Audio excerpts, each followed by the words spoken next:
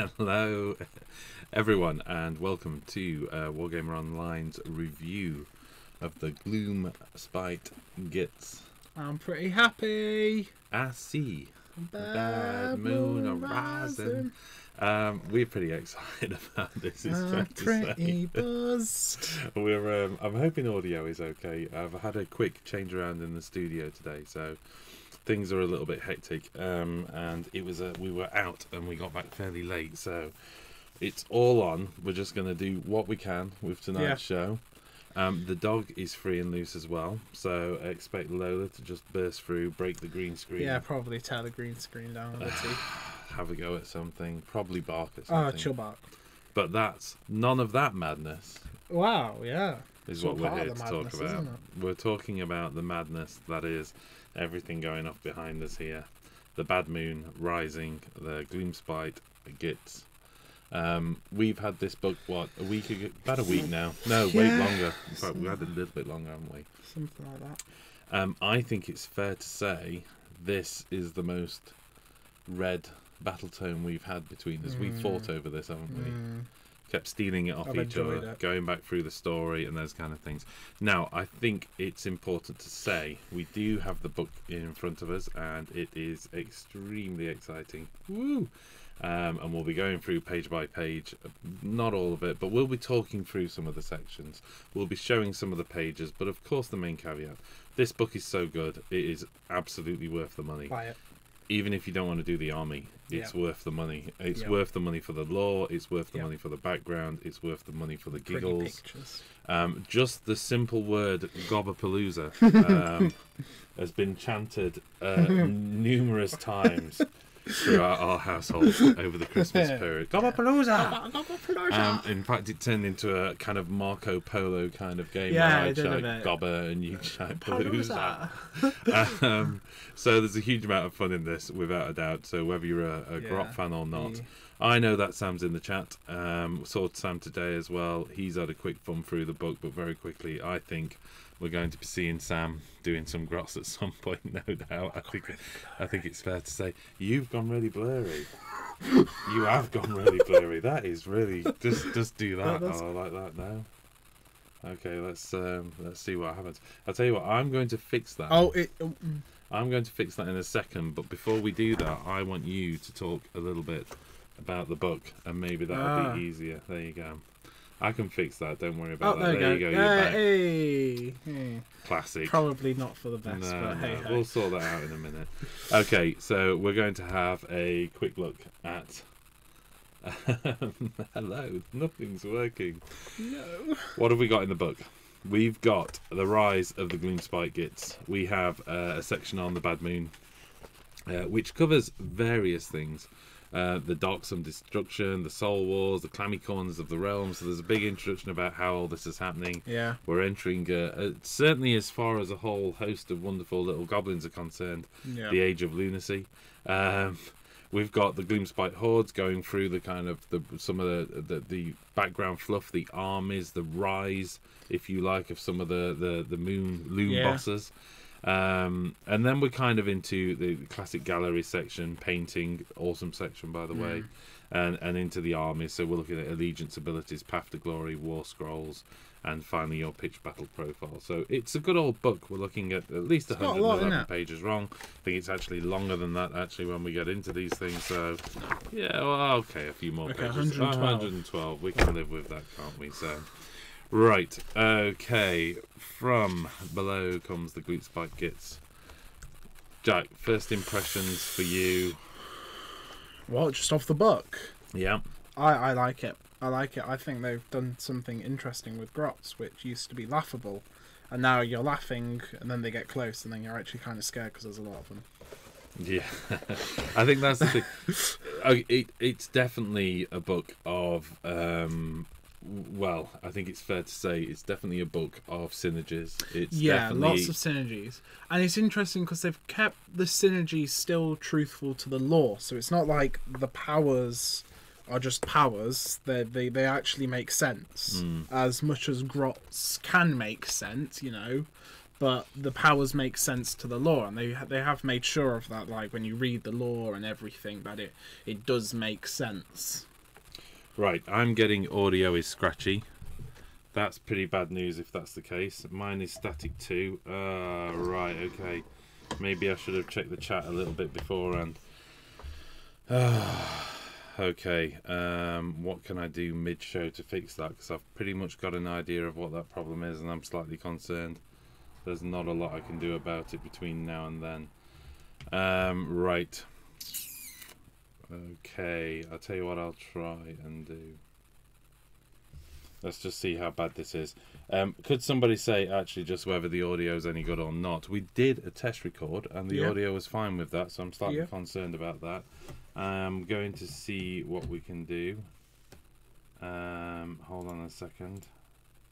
Let's just mute all of those things to see if they were causing a problem. Let me know if that's improved the audio at all. Hopefully it has. Right, okay, let's just have a quick look at some of the chats to see who's in there anyway before we start digging right into the book. We got Moogie Pie who's asked a question actually, Jack. Oh, yeah. Which is a hot question. What's in, I think your opinion, I think is probably most valid at this point. Okay. Plus I potentially have some audio to try and sort out. Yeah. The viability and competitiveness of a troll-only army. You're going to have to just talk for a minute. I'm going to have to, like, talk. Right, Yep, okay, yep. trolls. Trolls are good. You can do a troll-only army. Like, as you know, you've got your dank hole trog boss, and then you've got your stone trolls, and then you've got your swamp trolls, and they are very good. The problem you're going to have is the problem with like things like Beastclaw Raiders, which is Age of Sigmar is a very objective heavy game. So the problem you're going to have with these trolls is their ability to hold objectives. Now that being said, if you can just wipe the enemy off the objective so they don't have anything to hold it, then yeah, it's going to work. But when you're kind of fighting your Legions of Nagash and they've got 40 skeletons sat on an objective that are just not shifting, then it's going to be hard. It's going to be hard because you're charging in there with 3 trolls. Yeah, those 3 trolls will mince through those 30 skeletons, sure, but then they're all just going to come back and they're going to hold the objective again. But that being said, I don't think it's not viable. The unit's very good. They have high damage output. I mean, trog bosses are getting like D6 damage each. Rock trolls are being able to throw rocks, do D3 mortal wounds, stuff like that. They've got their 3 damage a pop clubs. They've got high powers of regeneration, so your trog bosses are going to be sticking around for a while. So yeah, they are competitive, they are viable. Are they going to be top tier? Are you going to see them demolishing things like Ideneth Deepkin, Legions of Nagash, Seraphim? No, probably not, but they are going to stick a chance. They are good. I mean, I play Beastclaw Raiders, and like you do feel their inability to hold an objective, but they still do it. Like, they can still wipe units off objectives and hold it. They just struggle more than others. But no, I have been tempted by a troll-only army. I kind of like the idea of just these really big, fat, stupid things walking across the table. Probably not quite sure why they're actually there. And just having a bit of fun. But I think, yeah, they could have potential if played correctly. Right. Did I make enough time? I hope so. Thank you very much for filling, Jack. Right, what I've tried to do is I think something may have been causing some interference on the audio. Hopefully that's made the difference. And also somebody spotted that Jack was slightly out of sync.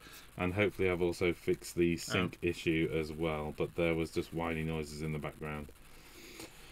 Audio is fine here. So some people are saying audio is good, some people are saying audio is bad, but hopefully we're just going to push on and we'll see how well we'll do on that. So right, I've got a feeling though, I think my little iPad which we were using to keep an eye on the chat was probably interfering with the mic. Right, okay. So it would make a lot of sense if that's what's happened now. That's okay, we've not frozen there, look, it's just... right, okay, got you. Not the panic, I just paused that. Okay. I said we were trying a new format, and of course... The stress is real. Of course, the stress is very real. It's just got to me, hasn't it, really? Right, okay. Right, should we pretend like nothing's going off? Let's Should we just start pretend talking like about what we nothing's going want off, to and talk let's start about? talking about some of this stuff. So, Grots. Grots. Trolls. Gloomspite Gitz. Done. Artwork. The artwork's beautiful in this. before we go, I mean, there's a couple of things just on the previous page I had there as well. I'm just going to pull that back up. These sneaky little bits of artwork are absolutely beautiful. Yeah, all the Loon different cap, mushrooms. strange and magically charged fungi. We've got from chewing new tunnels to carrying baggage to transporting mobs of grots through the gloom. We've got these stampedes. So these weird little millipedes, or the segmapedes as they're called in this, which are carrying their little brews and stuff. Oh, come on. I mean, there's so much scope. And then, like I say, I know that Sam is half tempted with these, although primarily he's interested in doing characters at the moment. But some great conversion options for these little bugs and stuff like that. And the artwork alone is absolutely beautiful. I love this Bad Moon, by the way, just the crooked nose. Which I'm just going to see if I can get a slightly better picture for the camera, because it's always tricky with the shiny pages and the lighting, but as you can see, that's just absolutely awesome. Next up, we have really a whole bunch of stuff about the Bad Moon itself. Bad Moon. So, should we talk about the Bad Moon for a bit? And what I want to do is kind of almost, rather than go through this is the front bit, this is the rules, this is the stuff, I want to kind of go through some of the themes, because we've intentionally done this video sort of 24 hours behind everybody else. It's kind of like everybody's, you know, got their videos out, which is kind of working through the book and stuff. We never focus heavily on the rules, but we will talk about them tonight. But thematically is what I want to explore. So the Moon Clan are all about the Bad Moon. The Bad Moon is this mystical thing that flies through the sky. This weird celestial body, isn't it? That just seems to go about in its own way. I mean, they say like the Stormcast scholars go insane trying to decipher where it's going, because they just can't figure it out. Yeah, it just seems to go where it's got a mind of its own.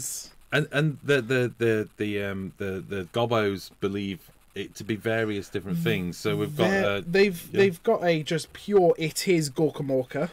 Some think it is just Gorkamorka. This moon is them.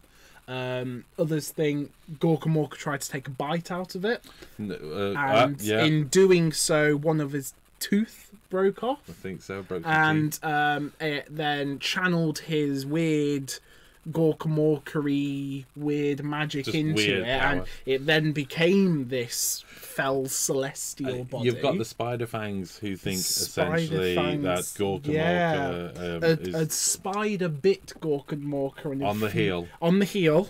And it was infused within Gorkamorka's power. Spider-Man. Yeah, nice try. And then it laid an egg, and they believe the Bad Moon is this egg, and that when they please it enough, that it will hatch, and millions and millions and millions of tiny little spiders will rain down all over the mortal realms. I think it's fair to say, though, it's not quite Spider-Man, of course, because Spider-Man infected the man. The spider infected the man. Whereas in this, the man infected the spider. Yeah, or the god, at least, anyway. Which I kind of like that. A bit reverse spidery. So there's a whole bunch of stuff going off with a Bad Moon, but ultimately the Bad Moon is this weird celestial body full of crazy loony magic. Wherever it goes, madness follows it. It can block out the lights of Hish and Azir and stuff like that, because it's just this dank darkness wherever it goes. And that's the important thing, you know, when the moon passes over, the world goes into this dank gloom, this dark gloom, basically. And you've got, you know, goblins who are, you know, working towards what they call the Everdank. So they're trying to make it dark and gloomy forever. Yeah.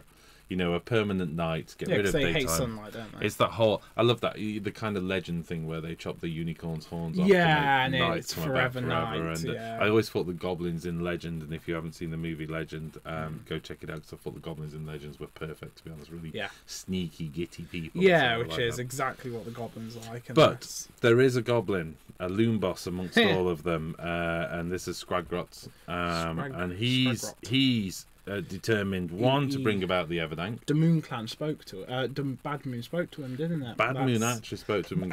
Spoke to him, and now he's determined to make it speak to him again.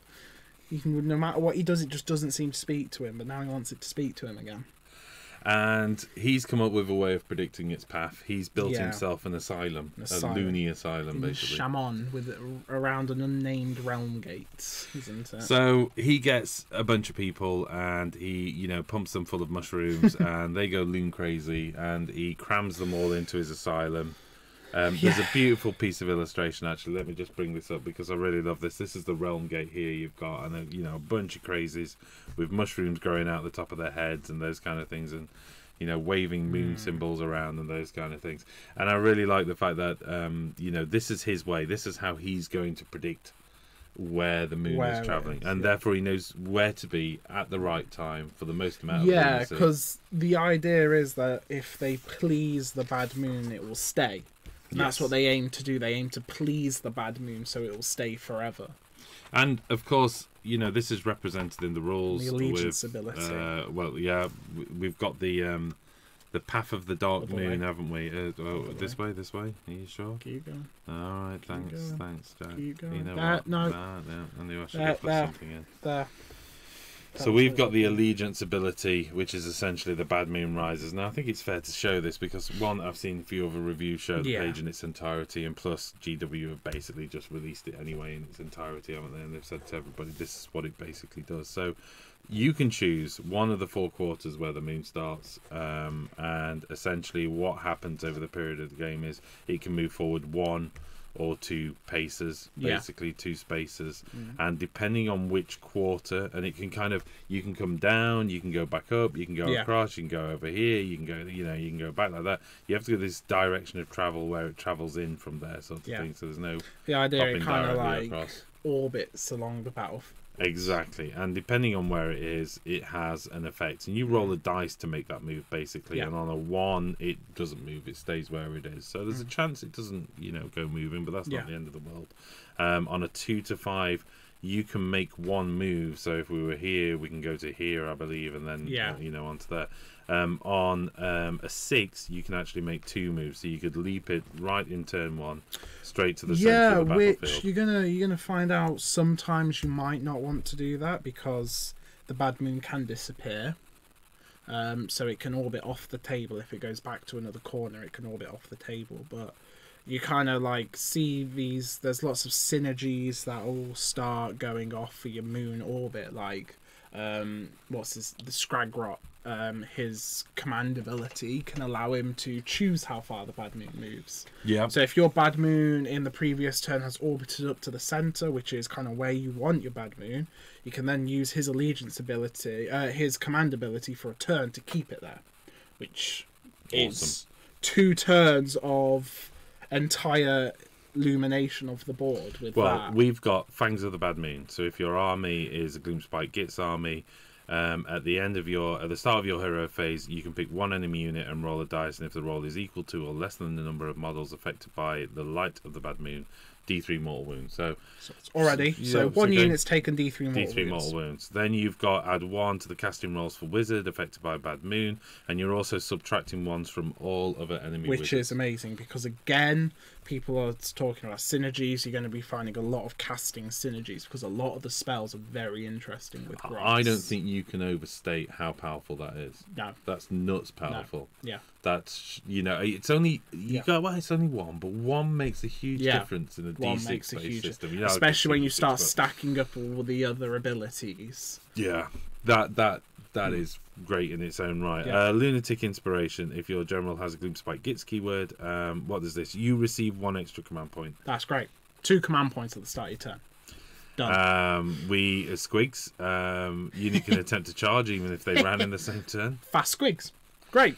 Which is, you go Squigs. Okay, that's Squigs. Yeah, we're talking Mangler Squigs. Yeah, Mangler Squigs. Loom Boss Hoppers. On a Mangler Squig. A Loom Boss on a Mangler Squig just running forward 4d6 inches. Which to me is one of the highlights of the entire unit release. Not even that, we're talking colossal Squigs being able to do that, thinking about it. That's so fun. We have also got the Fungus Brew. So this is, you can re-roll hit rolls of 1. Moonclan Grots, which cool. Is amazing.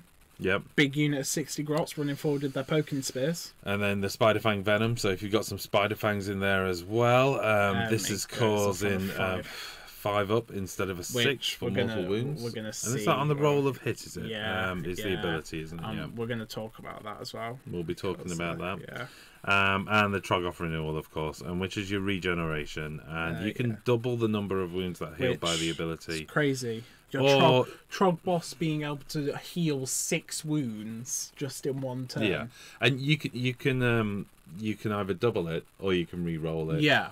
I don't see when you're ever going to hit that re-roll. Yeah, especially because it's a D3. If it was a D6, you would kind of understand. 1 becomes 2 anyway. Yeah. And 2 becomes 4. Yeah. So the only thing you possibly re-roll is the 1, and it's becoming a 2 anyway. And I get that. Okay, so if I roll a 2 next time round, actually, you're going to roll the 1 anyway, because if you get 1 again, you still. Oh wait, no, you're not doubling anymore. No, I just go with the 2. Yeah, I would go with the double. Okay, pretty much. So, and the position of the moon, I think you've covered this. Position of the moon affects, so as you can see here, when it kind of Yep, go on. So as it kind of moves in from the side, so if it's here, it affects that quarter. If it's in the middle, it affects the entire board, so the middle's where you want it to be. And if it's in the corners, it doesn't affect anything. Yeah. Because that's it kind of it's just getting there. So you can kind of you can position your moon where you want it to be. You're going to be seeing some interest. It's almost area denial. So if you want that 1 cordon to be yours, you can just put your moon over there, and it makes the enemy much less. You're definitely going to think twice about it. And when you're in that sort of late game, end game stuff, where you kind of sometimes you just need a bit of a castle, and you're just going, it's over here, you know. Okay, what I'm going to do is, before we move on to the next segment we want to talk about, just want to briefly catch up with the chat again, see if there's any questions coming through on the chat, and see if the audio is better. I am getting a few people saying audio is fine here, so we'll push on.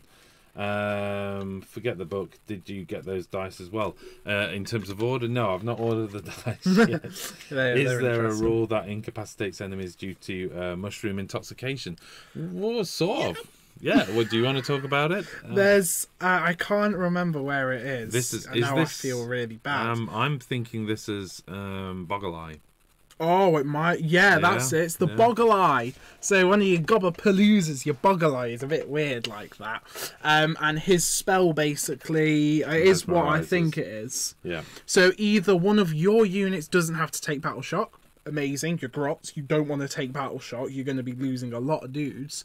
Or it affects an enemy unit, and that enemy unit can only attack last. So it cannot be chosen to attack until it's the last model, which is crazy. That's great. You don't have to worry about that combat because they're attacking last, so you can kind of more strategically move and choose your army to fight. So we've got a couple of things in the comments. I mean, besides Amit, basically, why did Sigmar... I'm just going to tell this to you. Why does Sigmar like hanging around with a linking? I don't know. Because he's a fun guy. Ha! Moving on. Ralph says, one of the endless spells has something there, I think. Yeah. And there's no mushrooms. Well, we'll come back to the endless spells. Endless spells. That sounds like fun. And also we've got Fanatics with Puffball's line of sight blocking. Let's have a chat about that. We'll get into that. How far into the we're warming up. This is probably going to be around about a 50-minute show, I'd say, something like that. It depends how many questions we get, really. AOS Coach says Colossal Squig ... Too right. And Nikki saying, could you explain how the moon moves? I think we've done that. So either that comment's just a little bit past. It does say 21 minutes past, which was only 2 minutes ago. Essentially, you roll a dice on a it 1. It starts in a corner. It starts in a corner. Yeah. You pick the corner. You roll the dice. On a 1, it doesn't move. On a 2 to 5, you can move it 2 of those segments to the middle. Well, 2 of the positions. No, it's which is position. To the middle of. One of the positions. Yeah, one of the positions. So you move to the middle of a segment or to the center of the table. That would be 1 move. To the center of the table would be 2 moves, which you get on a which you need a 6. So you've either got to hop it over a couple of turns, but if you're lucky and bang that 6 in there, then you are onto a winner, basically. I'm going to call up a couple of little bits. There is a nice section here which talks about the Soul Wars. Definitely worth a good read. There's more to it than that as well, but it just puts everything in the context of what's going on in the Soul Wars. Really like that. Cross being their sneaky selves. And we're into kind of the Scappa spill, and we do clammy corners of the realm, basically. All these wonderful places where people just don't like going, and that's where the grots seem to be. That supposedly there's grots in Azure as well, and all the rest. They've just got everywhere, haven't they? Which is, I actually think, is brilliant. There's a great section in there as well, which talks about Scraggrots in many respects rise to power. Conquerors. They talk about his army that he goes on to become. The great king that he is, and it kind of lists the army as well. I mean, he's got a personal guard of dank-hold trolls. Yeah. Can't blame the guy. They're amazing. Nobody's touching you at that point if you've got that. I really like. The dank-hold. I quite like the dank-hold Troggos, but I've seen a couple of people say that the proportions are a little bit crazy. In fact, actually, I know. I think Sam was saying it, but I kind of get what he means. You're into the more cartoonish aspects of Age of Sigmar, but if there's room in a faction for the cartoonish aspect, it's probably gobbos. I mean, you've got dwarves with hair 3 times as tall as them. Yeah. So. Hey. All right. Just gonna slide that low blow. Leave it be. All right, leave it be. My daughters have got work to do now. These bad boys are out. There's a whole bunch of section here on the Bad Moon boss grots, basically. Yeah, the loon bosses. The idea of loon bosses and loon kings. They're amazing in the game. Should we talk? Maybe we could actually jump a little bit to these Battletomes and talk about some of these too. So we'll take a loon boss and a loon king. For you, from a lore point of view or from a gaming point of view, have you spotted a favourite thing yet? Sticking a boss on a mangler squig. That. Yeah, just the idea that he's so crazy, he just kind of like hops on the mangler squig and then just runs forward on it. Well, gets dragged forward on it more like. But I think Scraggrot's interesting. He's kind of the new Snarsnik, isn't he? Yeah. After Snarsnik disappeared. And, with Scraggrot, what you've got is some really cool weapons. An awesome weapon, by the way. Damoon on a stick. Damoon on a stick. That's it. He got a moon and he put it on a stick. And somehow it does something. We've had so much fun with this battle. What do you want from me, Jack? Do you want Damoon on a stick? Damoon on a stick. So this is 28-inch range. It's 6 attacks. Yeah. Threes minus one. You're gonna notice something. You look at the stat line of anything in this book, and you're going to be like, seriously, what is the point in taking that? And then you're gonna look at its special rules. And that's when things start to get interesting. So. Yeah, this dude has 4 attacks, 3 threes minus 1 damage. Oh, in combat, sorry, 4 attacks, with a 5-up save and 6 wounds. Yeah, and the 1 damage is not brilliant. No. Is it? No. Oh, but that's not what he's there for. When you start reading his rules, I mean, what's that? If your model is your general, on a 4-up, you get D3 command points. That's good for me. The command abilities in this army is crazy. I mean, you're already getting an extra 1 from... Bad Moon. The Bad Moon. Yep. So you're starting off with 2. There's a chance for 5. I mean, even if you're not using command abilities, that's still 6-inch runs, insane bravery. Yeah, I've never seen a faction where you can pump out so many sort of command. No, you're just going to have dice left over at the end of the game, aren't you? You're going to have too many command points, but you can't complain with that. Like that unit of 60 gobbos which lost 20 dudes, insane bravery. You're done. They're not going anywhere. Yeah, and on top of that as well, we've got the ability to bring some of these gobbos back. Yes, and that's scattered throughout as well. We've got the Loon King's Crown, which gives him +1 to casting. This is when he starts to get good. So the moon's up. You got +1 to casting. You got +1 to casting from his crown, so he's on +2 casting. Yep. Yeah, on a 4+, mortal wound. Yeah. So he's now gone from 6 wounds to 12 wounds. Yeah, and I think that's good. It kind of gives you that.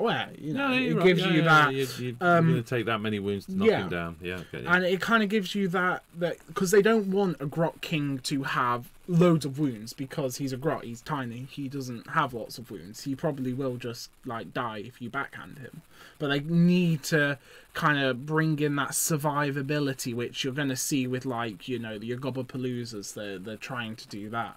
So they're trying to make the stat lines not great because they're grots, but then giving them something extra in their abilities, which I think works really well. Yeah, yeah. We've also, I mean, I can't emphasize enough as well what a 4-up ignore to mortal wound is as well for anything. It's just it makes awesome. me cry when I fight Fire Slayers.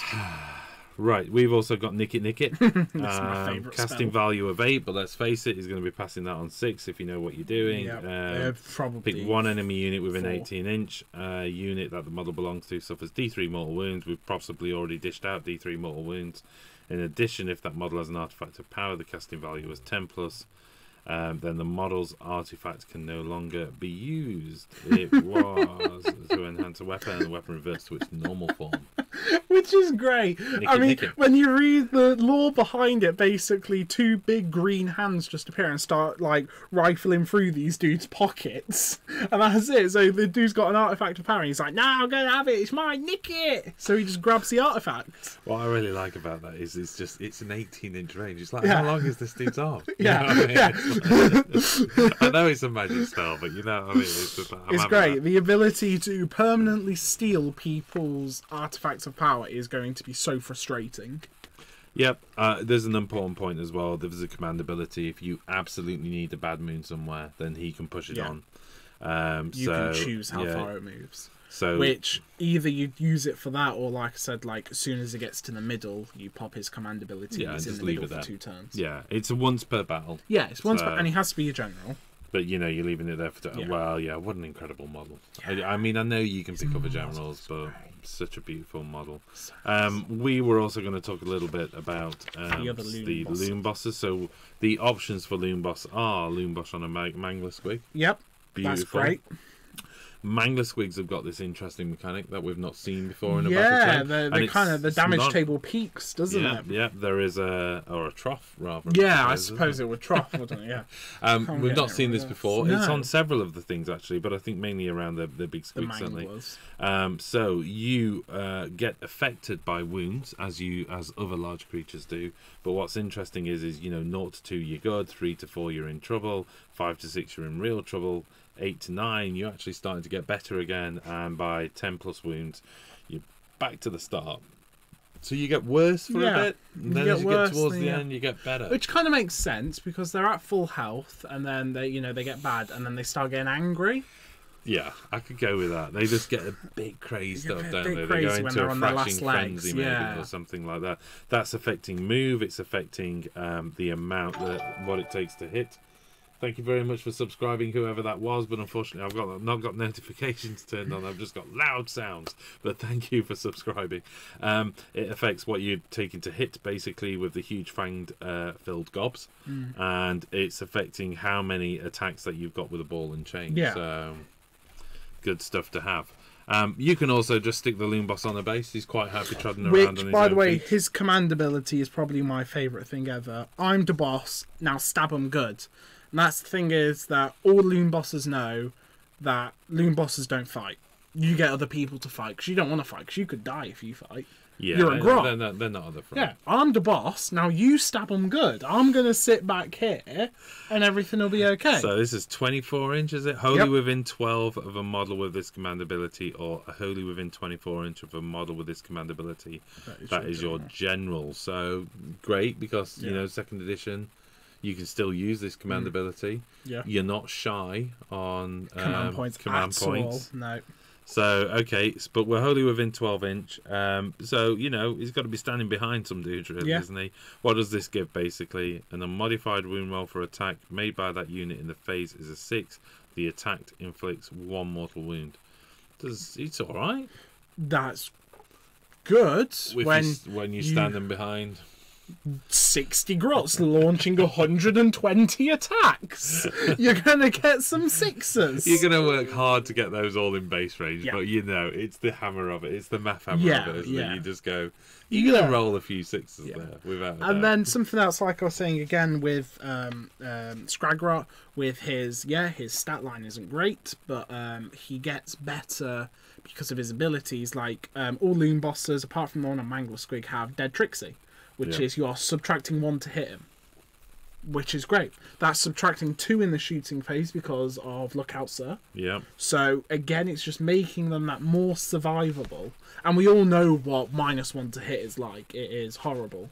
Yeah, it can just shut down entire units because you get that, on a to hit roll of 6, I get so and so, and now you just don't get that. Amazing stuff. I really like as well the Loon boss with the giant cave squig. Yeah. You've got a set of the Forge World Mangler Squigs. And we've been trying to judge scale. We haven't got the plastic Mangler Squigs that come out. We've been trying to judge scale. I'm not sure they're a million miles off. They're certainly slightly different style. They're longer.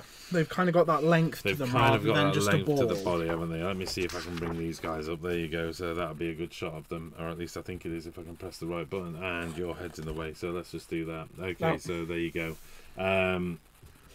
And I'm going to have to click something. Hopefully that's okay. Right.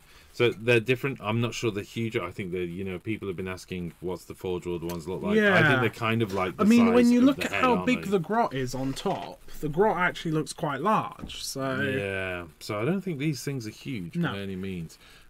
But there is a saving grace, I think, from this whole thing is if you've got a couple of those Forge World ones and you don't quite want to use them for what for as Mangler Squigs because you want to replace them with new shiny beautiful Mangler Squigs, there is an option to have a Loon boss with a giant cave squig. Yeah, or riding a giant cave squig. Is that true? Yeah, it's just riding a squig, is it? He is there somewhere. There you go. Of course, Loon boss on a giant cave squig. Yeah. So I think you've talked about that's probably what you're going to do with your Forge World ones, isn't it? Yeah. Because it says giant cave squig. I think you're quite okay to kind of use them. I know they're kind of big, but they're just a big squig. Surely Mangler Squigs are just giant cave squigs.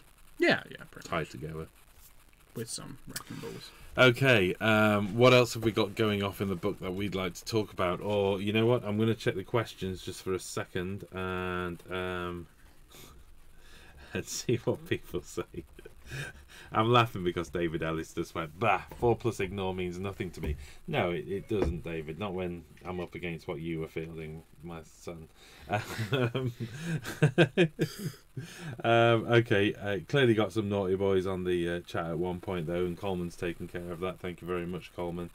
David says, one day Phil is going to get me back for that and I'll have to deal with the return of bragging rights. Oh, yes, definitely. We're hoping you can make it up to the studio for a game, aren't we? I think that's what we're trying to do at some point, certainly in the new year. Right, okay. No particular questions at the moment. I think that's okay. I'm just having a quick look up. Any auto-includes for your army? Loon bosses, Gobberpalooza. Gobberpalooza. Just because I like the name. I'm going to show the artwork for the Gobberpalooza, and then, seeing as though you've mentioned it, keep going though. Anything else that's your auto? You got your stabbers. Stabbers are good. Squigs. I love squigs. It depends what you're kind of going for. If you're going for this pure Moon Clan feel, then you've got good stuff in there. You've got stabbers, big units of stabbers with your Gobberpaloozas and your Loon bosses behind. But if you're feeling more of a spider vibe, then there's some really good stuff in the spiders, which we'll get onto in a bit. I've noticed some broken stuff. Big Arachnaroks. It is crazy broken. Only for someone who rolls dice like you. Yeah. I think that's worth mentioning. But lots of spiders with the spiders are good just because of their ability to deal mortal wounds. Yeah. And you know what? Some of the trolls are really good. While we're here, let's talk about I want to come on to the Gobberpalooza because it's been a favourite for both of us, really. Yeah. There's a couple of things. I think I also like to cover the War Scroll. I love the Squiglands. The battalions and the Trog Herd. Let's talk about those in a little bit. But before we do either of that, let's just talk about the makeup of this army. Okay. Composition would be a good word. We do have, for all intents and purposes, the Moonclan grots, yeah. So you've got the guys with the little black hoods running around with their squigs and those kind of things. We've also got the spider fangs. Yeah, so that's your big Arachnarok spider riders, your web spinners, stuff like that. We've got the trolls that have been greatly expanded to the point where I know. Okay, so Troggoth, sorry. Yeah, you could do an army. You got your Dankhold Trog bosses. I mean, you can even have Dankhold Trog bosses leading goblins. Yeah, because they are they have some good abilities like +1 bravery to things nearby, stuff like that. Yeah, I think that's a really useful thing, by the way, because one of the things you do want, it's worth mentioning that individually you do look at some of the units, and even when you've gone through some of the special abilities and you go but it's only when you start to kind of layer up and go, well, actually, you know what, this stat starts to look really impressive if I stick another bravery on top, if I stick that character with them, or they have a very Seraphim feel to them. Yes. Lots of overlapping abilities. So, Seraphim, you've got like Temple Guard. Temple Guard are cool. Then you stick an Eternity Warder near them and they're cooler. Then you stick an Astrolith Bearer and now they're really cool. And it's the same with Grots. Grots are cool. Well, they're not even that. Grots are pretty awful. And then you stick your Snufflers near them, and then you stick your Leaders near them, and then you do this, and this. And I think suddenly they become amazing. I think that's a fair observation about the Battletome in general, is this is not a beginner. You're not going to leverage the power of it if you're a beginner. Yeah. Okay. It's not an easy and I'm not saying thing you to can't play it if you're a beginner. Of course you can. And there's great models, and you'll have a hell of a lot of fun. And there's some great rules. And I've said, even if you're not going to play the army, I think the book's worth good money. But definitely, if you want to leverage the power out of this army, this is about synergies. Definitely more so than a bunch of facts. I think you're quite right to make the Seraphim comparison. Yeah. Seraphim can be absolutely nails, and I'm not talking about just sort of daisy chaining and those kind of things. They can be absolute nails if you can layer those bubbles up. And this feels very similar. So they're definite contenders for top spots. And to a degree, that's why it's difficult for me to answer the question of is there an auto include, because it's actually everything almost feels like an auto include. It depends what you're kind of going for. Are you going for big squeak hordes? If you're going for squeak hordes, then you want your manglers. But if you're going for huge units stabbers, then you want your sneaky snufflers. Oh, without a doubt. The snufflers are they give +1 attack. Spore guys. The spore guys make them invisible. They basically act as mobile Sylvaneth Wildwoods. Awesome. Then your sneaky snufflers give them +1 attack. That's 2 attack goblins hitting on like 4s, wounding on 2s, re-rolling 1s to hit. Yeah, let's go over a couple of those things, and we'll flip-flop back to the Gobberpalooza, because I do want to talk about the Gobberpalooza, but we're kind of hitting it from a HQ front. Spore splatters, big units of grots covered by essentially models are not visible to each other if an imaginary straight line 1 millimeter wide drawn between the closest point of the two models crosses over this unit or passes within 1 inch of this unit. That's the big deal, by the way. It's the 1 inch bubble, let's face it, because passing over the model, you're like, ugh. But within 1 inch, and I think, the bases, I think, look like 32 mils. 40. Are they 40? So you've got a decent enough bubble, so you can line a few of them. 40. And bear in mind that a unit of these guys you are looking at can have any number of models. I think it's 5. Okay, sorry, you're going to probably find that out. Is it 5 in a unit? Yeah, I think it's 5. So you line those up well. There's this huge spored cloud floating around. This ability does not apply to even models if the line is drawn between a model from a unit and the model can fly or a monster. So, okay, fly and monster is still in there. So, but you are definitely guarding. But your big 5 of those guys. free guild handgunners or big crossbow units and stuff, which would just mincemeat goblins as they run across the board. Now they can't do that. Yeah. What's more important is does the spore cloud affects themselves, so you can't even target them? Is that correct? Because it says models are not visible to each other if an imaginary line essentially crosses either over the model or within 1 inch of the unit. Crosses over the unit or passes over you've got to pass within 1 inch of this to hit the model, so this cloud is also invisible. Yeah. So you're going to have to send troops into these. There's no shooting these guys at all. Yeah, and that's not visible, so that spells cannot target them. Yeah. I mean, a boon lot of spells, even stuff like that, just can't target them. Yeah. So, sneaky snufflers. We Which just want to cover this amazing, a little bit. by the way. Grots with little snuffle squigs. Yeah, and they're super cute. little tiny Dyson Hoovers in squig form. What was that you were mentioning? Because you said there's a bonus from that. Yeah, they're loon cat mushrooms. So if you don't know the rules behind the lore behind the sneaky snufflers, they are basically the snuffle squigs sniff out the mushrooms. And what these guys do during the game, they can sniff out mushrooms and hand the mushrooms out to units near them, and basically give them all +1 attack. That's crazy. That's like 2 attack goblins, 3 attack squigs, stuff like that. I mean, I don't know if you can give it to squigs. Moon Clan units. So what's that? Yeah, Moon Clan. Squigs are Moon Clan. So you can give squig herds an extra hit, extra attack. It's good. It's good. Sneaky snufflers are included all the time. I say, this is what's nice about these live shows is compared to just working through it is it's utterly random. This because we're jumping backwards and forwards with the book, but that feels suitably a suitable approach to this book because it is lunacy. Let's cover a couple of bits in the chat. We've got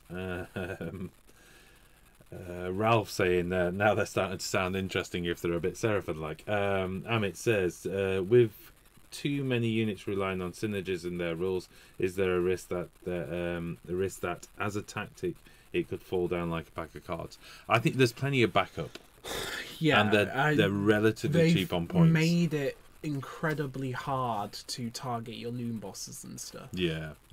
With just all. Well, let's cover that. It's hard, like you say, it's hard to get this off, isn't it? Because pretty much any character, is that right, has the slippery git rule. Most of them do. Yeah, most of them. All the Gobblepalooza definitely has it, and several of the loon bosses do. Yeah.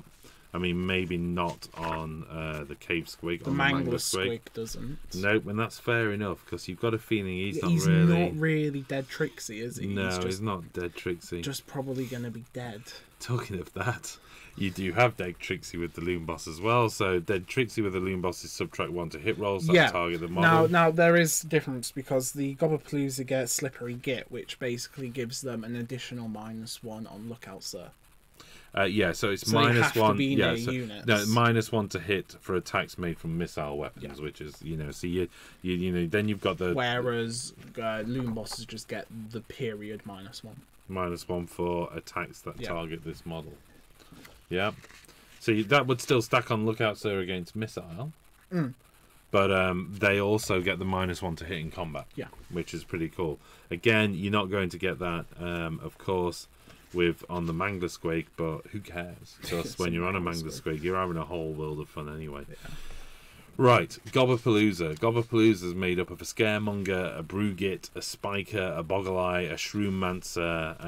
That's it. Not the Fungoid Cave Shaman. So 5 of them. The lore is that they're a gathering of the craziest and weirdest that can be. Yeah, there's a few things. These immediately appeal to me. Just that little bit of lore. I'm just seeing if you know what. We'll bring this up at least. You can actually back to there, so you can see the Shroommancer, the Spiker, the 6-legged dude, basically, or 4 legs and 2 arms. Yeah, very much like what we've seen in Shadespire. We got the Boggle-Eye, my personal favourite. The Boggle-Eye, both in terms of rules, but in terms of looks, is beautiful Boggle-Eyes. Absolutely amazing. The Scaremonger and the Brugit. I like the Brugit with his little embers on the top of his head. Yeah, he's literally got a fire on top of his head, which is keeping his brew nice and warm, nice and boiling over, which is what you really need. In terms of who these guys are, then these are the wise and wonderful gobbos. I say that loosely. Wise is a loose term. It's a self-defined wisdom. Yeah, they've decided they're incredibly wise. Yeah, they kind of they're self-appointed councils to the Loon Kings. Like they'll be there, like whispering the Loon Kings, like do this, boss, and Loon Kings like go away. I don't even like you. What are you talking me into? But they're very persistent, and you got to give it to them for that. I mean, I think as ever with this kind of faction, belief is important, and their self-belief is up there. They believe that they're smart. They know they're doing good. They're doing good for their Loon King, and that's an important thing. It kind of says in the book, sometimes their help's useful, sometimes it's not so useful. That's what I love. The idea though of these 5 gobbos that are hanging around, all giggling and chittering to each other. Yeah, and because kind of doing stuff. you points wise, you buy them as a set of 5 models for 240 points, Which is interesting. But they act as individual models, so you can't take a scaremonger and that's it. You have to take all 5 of them. Can you remember? Because I'm struggling with this one. Can you remember how they drop? They drop as separate units. A separate unit. So you have 5 separate units. Yeah. Okay, right. But there is a War Scroll battalion which consists of those 5 guys, so it makes them 1 drop. And what it gives them is +1 to casting rolls, right, and +1 to their Gobapalooza rolls. Okay, that's cool. So we, as we said, there is a whole bunch of stuff. The Scaremonger basically has hallucinogenic fungus brews, Which they all have. Makes them pretty happy, basically. You're adding 2 to save rolls for attacks that target the model in the first round of battle. And in the second battle round, add 1 to save rolls for attacks. So just to start with, they're pretty out there. They're off their rockers, basically. And they're utterly unaware of any damage being stuck on them. And no, they're a bit... It takes a while for the fungus brew to wear off. But, it's pretty potent. We've also got things like the Scaremonger, which has got the Bogeyman rule. And this is kind of, on a 3+, pick 1 friendly unit within 18 inch. And you can re-roll charge rolls, run rolls for that unit until your next hero phase. So he kind of scares them on. Goes boo, and then makes them move. We've got Slippery Git rules across all of this. And I think that's the thing is, I know you can deploy these separately. I kind of see them hanging around. Yeah, I would see them hanging chittering away to each other. And it depends what you're trying to do in terms of the deployment. Yeah, you may want to send some stuff forward because some of these bubbles aren't huge. They're kind of because you have to remember now in Age of Sigmar we're seeing a lot of boons which are almost all boons are wholly within. Well, these aren't. Within 18. Oh, no, you're right. Yeah, wholly within. Although, actually, in the case of the Loonshine Potion... Yeah, but that's because it's a hero, so it's 1 model. It's a hero, so it's 1 model, but, it makes absolute sense. Yeah. So, yes, you've seen a lot of Holy Within. So, they can't be right at the back of the table if you want to get this effect going. They've got to be up there. You kind of want them following who they're giving their ability to. Yeah. Because Brew gets target heroes, so reroll hit rolls for that hero, which would be amazing. Pretty devastating if your dude's on a Mangler Squig. Yeah, that'd be really quite painful. Because that's kind of the only one I see him being useful for is the Mangler Squig, because everyone else isn't that great in combat. So what if your kings are in combat, you're doing something wrong unless they're on a Mangler Squig. And the Mangler Squig can dish out some certain damage. I mean, it's one of those things. It's there and it's employable. If you need that guy to dish out a little bit extra, then that's what their moon pokers and stuff isn't too bad. Spiker. Now this is the little dude that's semi-spider-esque. Spider's the wrong. He's got 6 limbs. Insect. There may be some vestigial. He's got like lots of eyes. Well, yeah, but arachnids aren't insects. I mean, you know that. Not yeah, I know, but like. Right, let's talk about this though.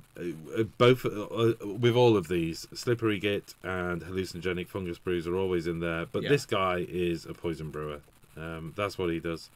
So with this, you are essentially picking a model that's visible to them wholly within 18 inch. A unit, and you can re-roll wound rolls of 1 for that unit until your next hero phase, so you can be pumping them up. And I think this is what we were kind of saying, isn't it? This is where you go 60 dudes. They're all right, but then when you go and re-rolling... and then they're like re-rolling to hit, re-rolling to wound, then they're 2 attacks each, and... Boggle Eye's brilliant. I really love Boggle Eye. We've already gone over his spell. He's a wizard. So we have gone over his spell. Because that's the thing, you've got 3 of them which are kind of like almost priests, and then the other 2 are spellcasters. Now the Shrewmancer, his spell is insane. He picks an enemy unit visible to him within 18 inch, and they subtract 1 from hit rolls, cool, and subtract 1 from save rolls. Yeah. Which is insane when you think about it. That's subtract 1 to hit and save just from this little dude. I'm looking something up which I think you already know the answer to. David Ellis has asked, do they count as 1 character for list building points of view? They are 1 purchase, aren't they? They are 1 purchase. So the Gobapalooza is... Wait, I don't even think they're leaders. No, they're not leaders. Oh, sorry, they're not leaders. They're other units. So they are an other. Yeah. Is that right? Yeah. Battlefield role. They don't have a blank. battlefield role. So other, they're not going to take up your leadership, but they do have that kind of... Yeah. Although taken as a set, each act as separate units. Yeah, so. Yeah, so you take them as a set, you pay for them as a set. But they're only one unit though. Yeah. As in, sorry, when you buy them, I think you take them as a set, don't you? So you're not suddenly taking 5 other slots. You are taking 1 other slot. There are no other slots. Yeah, others aren't even limited, are they? So it doesn't really matter. Because they're not leaders, so you can't use them as your generals or anything. But because they're the wise dudes, they don't lead. While I check on chat and stuff like that, Shroom Master on the gash says Amit. Well, yeah, would be fun. Yeah. Okay. You've said you've spotted a couple of things. Do you want to talk through that? Yeah, We're talking spiders, yeah? It's just, I'm not sure if I've got this right or not, but it's crazy powerful. So as you know, if you go to the Ragnarok, not that one. Of which there's several of them, yeah. I have to say, of course. So that one, with the Web Spinner Shaman, right? So people probably know this. So Spider Van Venom, on a 6-up you do D3 mortal wounds. Yeah. Then you can cast a spell which doubles the number of mortal wounds. So now if you roll a d3, you then do 6. Yeah. And then you can take an ability. Well, okay, if you roll a 3. And then you can take time. A command ability on the Web Spinner Shaman that doubles his Spider Fang Venom's potency. So that then goes up to 12 mortal wounds if you roll a 3. 12 mortal wounds on a 5 or 6. That's on a 5 or 6, yeah. But you get 4 attacks with it. Or 8 mortal wounds on a 3 and a 4. Is that right? No. Because that would be 2 becoming 4, becoming 8. Yeah. Yeah. Still decent. And you get 4 attacks with that. But that's what I'm saying. Like, if everything went right, you could do 48 mortal wounds with that dude. What is it to hit though when you say you get 4 attacks with that? 2s.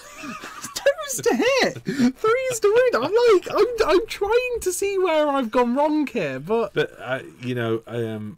it doesn't certainly say. There's certainly no indication that this wouldn't stack. The fact that you double, you double. You double and double. You doesn't. Yeah. Do you double the double, or do you just double the original? So. Or by double, does it mean 2d3? Yeah, it doesn't say double the dice though. It just says double the number of mortal wounds. Yeah. So you roll 2 mortal wounds, they get doubled to 2. 4. And then doubled again because of his command ability. Yeah, and this is the thing. Actually, it doesn't matter what you double. If you double the original 2 again, it just is 4. So it's hold on a second. Yeah, well, no, it wouldn't count as more than one attack, but it's whether you double and double. That's the challenge. I'm a bit confused, but I think that works as it does, and if it does, that's pretty crazy. We're probably going to see an FAQ on that, whether you can double the double. Yeah, Games Workshop, please FAQ, because I don't want to come up against that. Let's talk a little bit about while we're on here, points. No, we're not going to list points. Of course, we're not. No. And I double checked it wasn't on camera before I touched the page. Otherwise I'd be in a whole world of trouble. Where do you think the army sits in terms of points? You've gone down the list, you've started to build a couple of lists. I was surprised by some of them. Yeah? Trolls, I was surprised about how much they cost. More expensive, less expensive? Less expensive than I thought they would have been. Okay. But then it kind of makes sense to me. Right. Because, you've got your rock gut trolls, like 4 wounds each, taken in a unit of 3. That's 12 wounds. They ignore on 5s. They have high damage potential. And they're not that much points out. Yeah, I mean, for me, I think there was a couple of standout ones. Yeah. Sneaky Snufflers. They look like a pretty good deal, to be honest. How much? 5 for 70. Yeah. I'm not sure we should be mentioning actual points, but we've mentioned one. Yeah, come on. I think we can live with that. We'll not mention any more. I think that's pretty good. Certainly when you compare them to some of the other stuff, you go, actually, that's pretty good compared to, say, Squig Hoppers and stuff like that. You're going, actually, that's pretty decent. Yeah. It seemed okay, to be honest. They didn't seem overly expensive. Points value weren't too bad. I think it's one of those things. When I looked at some of the points values, I was going, really? And then you actually just think about some of those synergies and you go, yeah, they're not in isolation. Yeah, because when you look at the points compared to their stat lines, and you're like, no, why are you like that? In many respects, it's like trying to judge a Sylvaneth army without thinking about the impact of the Wildwoods. Yeah. You know. Well, because of course you get the scenery piece with this thing. Yeah, of course. You get your little loon shrine, which makes people immune to battle shock around it, and can bring back gobbos. Yeah, true. So you're getting free gobbos. We've all the also time. got amongst here some endless spells. The endless spells are good, which are pretty good. I do think you need some kind of token or marker for where the bad moon is. I think that would be helpful from a game perspective. Maybe when the data cards come out, they'll have a do piece of something card in there like or it. something Like you get with Ideneth and stuff. But I do think certainly one of the endless spells, one of them is the bad moon anyway, so I could just kind of see sticking that on the end of a perspex rod or something like that. But it does mean buying 2 sets of them. But you probably live with that, couldn't you? Yeah. Right, let's check the chat and see how we're doing. And I'm conscious that we're up to an hour at this point. So, Coleman's saying they'll be on War Scroll Builder any day now. Well, that's true, actually. The points will be on War Scroll Builder soon, so it's not the end of the world, is it? Coleman says I'll have 10,000 points right now, and I think that's generally stuff. Coleman, with an awesome AOS release like this, makes you think Dispossessed who? What is that coming from, Coleman? Seriously? Oh no, that's Amit saying it to Coleman. Yeah. Right. Okay. Maybe we should do some closing thoughts because at an hour long, that's probably enough for now. We're going to be revisiting these. I mean, it goes without. I say it goes without saying. I'm hoping to bump into 12 Neath, and we talked about possibly doing a little bit of Night Vault. Yeah. But although he's asked me if I'm up for a skirmish game now, which messes that up, we've been, thinking about we're going to do a Grot army between us, aren't we? I think so, yeah. We're both quite busy with Sigmar armies at the minute, aren't we? Yeah, double whammy really, because it feels like Gene Stealer Cult just around the corner. That release is insane. My Gene Stealer Cults have come out of storage and they've started getting painted back up again. So there's a little bit of 40k hiatus, I think, in between this, and then we'll be sat over there. You've been working on Marathi. I'm building Iden of Deepkin like there's no tomorrow. I've got the final unit of Fire Slayers on the table, so there's a lot going off at the moment. I'm pretty excited for Rats in the Pantry. Oh, we're going to talk about that probably tomorrow night. Of course, it was the open day. Lots of news coming out of that. Yeah. Lots of really cool stuff. So there'll be a Monday Musing tomorrow. This isn't replacing the Monday Musing, so there'll be a Monday Musing tomorrow. Tune in, and I'll be probably joined by a few guests trying to find out what they think to all the rumours and wonderful stuff from over the weekend. In the meantime, do I like it? Yes. There's very little bad to say about it. Like I say, I don't think they're the simplest of armies to play. They're going to be a big army as well. Like, you're going to have to paint a lot of models. Yeah, but they're quite forgiving for that. It's like black. I think you can get, if you're not a big painter, if you're not massively into it, yes, painting Horde is always scary. You could go the Troggoth route and just really, focusing on lesser models. Yeah. But if you're going to put Grots on the table, you're in with a job. Yeah. If you're going to go Grots, you have to. But, really Grots, it depends how you want to do them. If you want to do them clean and shiny with lots of edge highlights, it's a task. It's a task to paint that many Grots. If you want to make them look like they've just scrabbled out of a cave and essentially go for a weathered look, you could be sticking base colours down, a quick blob of highlight, a wash over the top, and then just go the whole hog and throw on some weathering. You could get one of the either AK Interactive's Grimes or something like that. I mean, they're not going to be make them clean, look really grime and slimy. You could go with that look, wet, grime, slimy, climbing out of caves. And I think you could paint these. You could literally paint, maybe a 1500 point in the best part of a solid weekend/week if you were really going to just thrash them out there. And as long as you're getting your colours on, you could be up and gaming quite quickly. Would I want to do that? Personally, no. I want to give them a bit more. Of course I would. But I still think a heavily weathered, grot army is there's no if there's one army that'll look okay, all filthy, you're going to get away with Grot. So I think it's a broad church for all. Yeah, I think that's it for us tonight. Yeah. Anything else you want to add? No. Gobapalooza. Gobapalooza. Good night, all. Thank you for joining us. Hope you've enjoyed the show. Hit like and subscribe. All of those stuff that you're probably not even listening to by now because you've already turned off. We'll see you again soon. Bye. I can't control my... What have you done? Oh, here we go. I've lost the button. Bye. Bye.